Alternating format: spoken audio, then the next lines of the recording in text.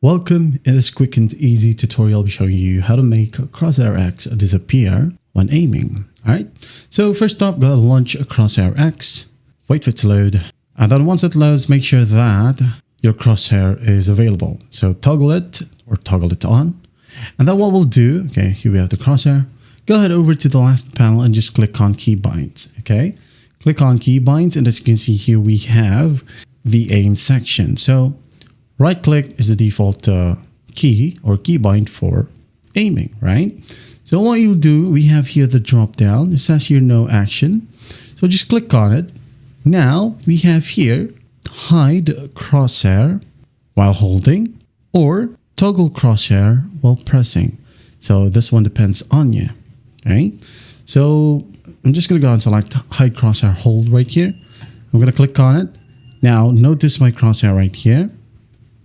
Okay. I'm going to hold right click. And as you can see, my crosshair is now hidden. Now I'm going to release the right click and it's back. All right. That's basically how you do it. That's how easy it is to make your Crosshair X disappear when you're trying to aim. Well, I hope this video helps and I'll see you in the next one.